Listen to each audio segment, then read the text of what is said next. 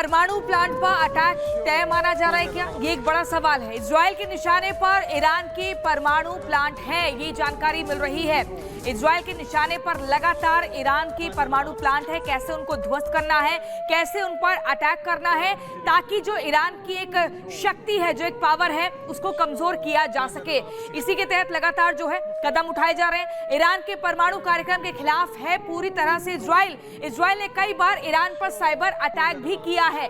इसके अलावा और भी अलग तरीके से अटैक की तैयारी है। 2020 की बात करें तो ईरान के परमाणु जो वैज्ञानिक हैं उसको लेकर जानकारी दे चुका है। इजराइल पर ईरानी वैज्ञानिकों की हत्या का आरोप भी लगा है। यह भी एक महत्वपूर्ण जानकारी है। नेतन्याहू लगातार ईरान के परमाणु कार्यक्रम के खिलाफ रहे हैं, लगातार स्टेटमेंट देते रहे हैं। ईरान के परमाणु कार्यक्रम को खतरा मानता है इजराइल, इसलिए उस पर अटैक की बात कर रहा है। ईरान पर अटैक के मौके की तलाश में है इजराइल कि कैसे अटैक किया जाए, कैसे इस शक्ति को कमजोर किया जाए, और उसको लेकर कई बार प्रतिक्रिया भी दी जा चुकी है। अगली खबर आपको गाइड से बताएंगे।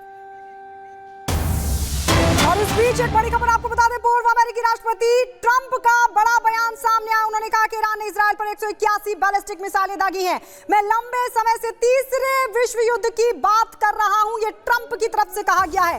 उन्होंने कहा कि हालांकि मैं तीसरे विश्व युद्ध को भविष्यवाणी नहीं कर रहा हूं, लेकिन ट्रंप ये मानते हैं कि तीसरे विश्व युद्ध की ये जो संभावना है बनती हुई दिखाई दे रही है। उनकी तरफ से कहा गया है कि ईरान ने इजराइल पर 181 बैलिस्टिक मिसाइलें दागी। सुनिए ट्रंप क्या कह रहे हैं। Time ago, Iran launched 181 ballistic missiles at Israel, and I've been talking about World War III for a long time, and I don't want to make predictions because the predictions always come true. We're not going to make, but they are very close to global catastrophe. We have a non-existent president and a non-existent vice president.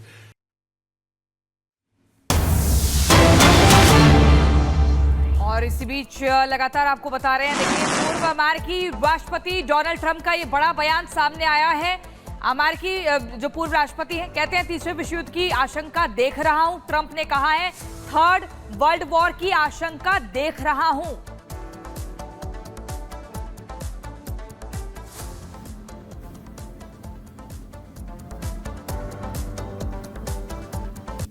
तो लगातार देखिए बयान सामने आ रहे हैं, वो हम आपको बता रहे हैं। लेकिन जिस तरीके से ईरान की तरफ से हमला किया गया है, इससे कई सवाल उठ रहे हैं। सवाल ये कि क्या मिडिल ईस्ट में अब इसे लेकर तनाव बढ़ गया है? क्या 3 मोर्चों पर जंग लड़ रहे हैं नेतन्याहू और अब ईरान पर हमला करने वाले हैं? सवाल ये भी कि क्या जो ईरान की तरफ से इजराइल पर हमला किया गया, इसमें अमेरिका इजराइल का साथ देगा?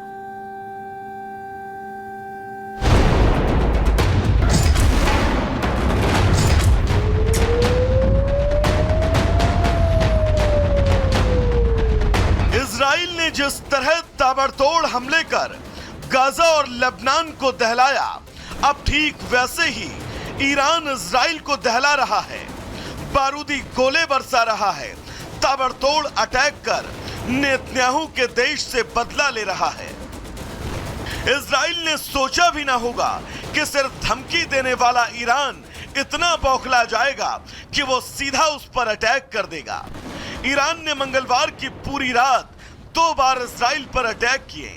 बैलिस्टिक मिसाइल और रॉकेट से इजराइल के कई बुनियादी ढांचों को नुकसान पहुंचाया, सैन्य अड्डों को भी नहीं छोड़ा। ईरानी हमलों को इजरायली आयरन डोम ने काफी हद तक विफल भी किया, लेकिन कुछ से वो चूक गया, जिसके बाद नेतन्याहू तलमिला गए और ईरान को सीधी सीधी धमकी दे डाली। הערב איראן שוב תקפה את ישראל במאות טילים. המתקפה הזאת נכשלה. היא סוכלה בזכות מערך ההגנה האווירי של ישראל, שהוא המתקדם ביותר בעולם, ואני מברך את צה"ל על ההישג המרשים.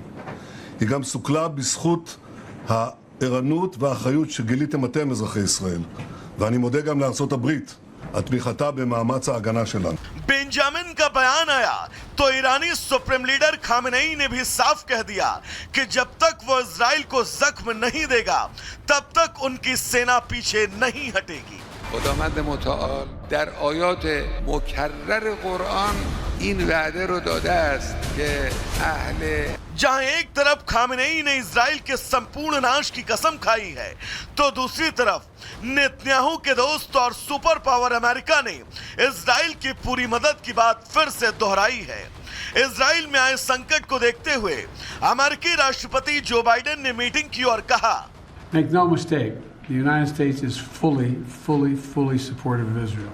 कई इजराइल समर्थित देश भी आगे आए जिन्होंने ईरान के हमलों को देखते हुए अपने एयर स्पेस को बंद कर दिया, जिससे होकर कोई भी मिसाइल और रॉकेट इजराइल पर न गिरे। Bureau report, Republic Bharat.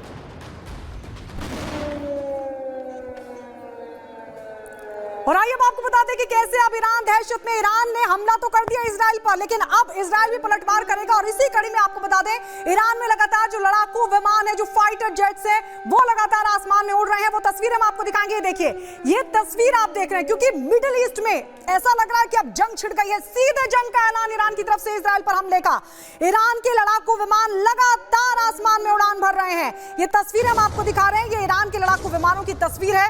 Missile हमले के बाद ईरान को अब डर है कि इजराइल पलटवार करेगा। और ये एक्सक्लूसिव तस्वीर देखिए, आसमान की, ईरान का ये आसमान, जो फाइटर जेट है वो लगातार आसमान में उड़ रहे हैं, क्योंकि अब ईरान को ये डर सता रहा है कि उसने हमला तो कर दिया, उसने 400 रॉकेट तो दाग दिए इजराइल पर, उसने 200 मिसाइलों से अटैक तो कर दिया, लेकिन अब इजराइल का पलटवार कैसा होगा, ये डर, ये दहशत ईरान को लगातार सता रही है। और इसीलिए उसके जो फाइटर जेट हैं वो आसमान में उड़ रहे हैं। और ईरान के लड़ाकू विमानों की तस्वीर हम आपको दिखा रहे हैं, क्योंकि नेतन्याहू ने सीधा कह दिया है कि ये बहुत बड़ी गलती ईरान ने कर दी है। अब इसके परिणाम ईरान को भुगतने होंगे। उधर अमेरिका ने भी चेता दिया है कि गंभीर परिणाम भुगतने के लिए ईरान अब तैयार है। और इसी वजह से लगातार ईरानी आसमान में फाइटर जेट्स उड़ान भर रहे हैं।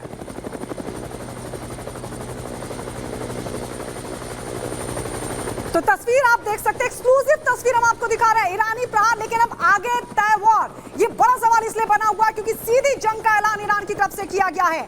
200 मिसाइलों से अटैक किया इजराइल पर सोमवार को, वहीं 400 रॉकेट्स दागे। दक्षिणी इजराइल में ये तमाम जो रॉकेट मिसाइलें थे वो गिरे थे, नुकसान नहीं हुआ, लेकिन अब इजराइल ने कसम खा ली है कि वो इसका जवाब देगा। तो देखिए, ईरान और इजराइल की जंग का एक नया चैप्टर जरूर शुरू हो गया है। ईरान लगातार अटैक कर रहा था इजराइल पर, लेकिन वहीं अगर इजराइल के डिफेंस सिस्टम की बात करें तो उन मिसाइल अटैक्स को रोकने में जबरदस्त तरीके से कामयाब रहा है। इजराइल इंटरसेप्ट किया है उन बैलिस्टिक मिसाइलों को, जिसको लेकर ईरान को एक उम्मीद थी बड़ी तबाही की। साथ ही आपको बता दें, इजराइल की तरफ से अपनी सुरक्षा को लेकर तमाम बड़े दावे किए जा रहे हैं, वहीं ईरान भी बड़े बड़े दावे कर रहा है। दोनों ही देशों की तरफ से क्या कुछ कहा जा रहा है, इस रिपोर्ट में देखिए।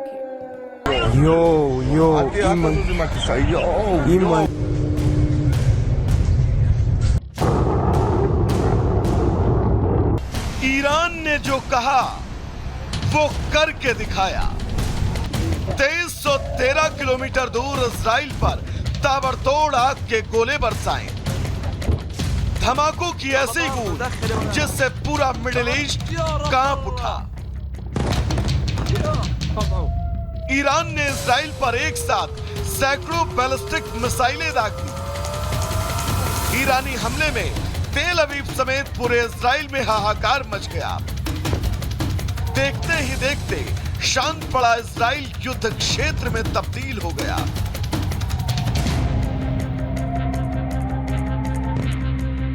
इजराइल में सायरन का अलर्ट बजने लगा।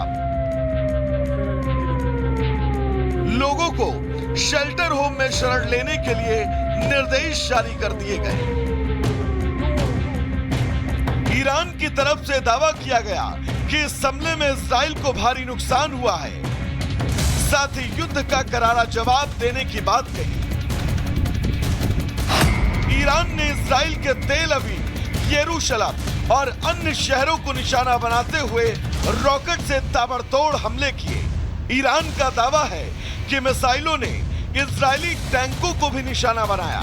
ईरान ने यह भी दावा किया कि उसके हमले में इजराइल को बड़ा नुकसान हुआ है। हालांकि एयर डिफेंस सिस्टम की मदद से इजराइल ने सभी रॉकेटों को हवा में नष्ट करने का दावा किया। इजराइल ने अपने बयान में कहा है कि ईरान की तरफ से दागी गई बैलिस्टिक मिसाइलों में ज्यादातर हमले को हमने नाकाम किया। हमारा डिफेंस काफी असरदार रहा। अमेरिका ने भी हमारी मदद की। मध्य और दक्षिण क्षेत्र में थोड़ा नुकसान हुआ, कोई इजरायली घायल नहीं हुआ। इस हमले में इजरायली वायुसेना को कोई नुकसान नहीं हुआ। सब कुछ सुचारू रूप से चल रहा है। आने वाले समय में ईरान को इस हमले का बेहद गंभीर परिणाम भुगतने की चेतावनी दी है। इजरायली रक्षा मंत्री ने कहा, ईरान ने कोई सबक नहीं सीखा। जो लोग इजराइल राज्य पर हमला करते हैं उन्हें भारी कीमत चुकानी पड़ती है। כמו שאמרתי, אני מגיע אליכם אחרי הערכת מצב רמטכ"ל. אנחנו התעדכנו עם חיל אוויר, התעדכנו עם השותפים שלנו מארצות הברית. בשלב זה אנחנו לא מזהים איומים נוספים במרחב האווירי, ולכן נתנו את ההנחיות לצאת מהמרחב המוגן, ואנחנו ממשיכים לעקוב אחרי המצב הזה, ובמידה ויהיה כל שינוי בהנחיות. ईरान ने इजराइल पर हवाई हमले के साथ साथ साइबर अटैक भी किया। हमले के बाद से ईरान के हौसले बुलंद हैं। ईरान का दावा है कि उनका हमला इतना सटीक था कि उनके 80% मिसाइल निशाने पर लगे। गाजा पट्टी में 20 इजरायली F-35 लड़ाकू विमान और बड़ी संख्या में इजरायली टैंक नष्ट किए। साथ ही यह भी दावा किया कि फिलिस्तीन कुछ ही घंटों में आजाद हो जाएगा।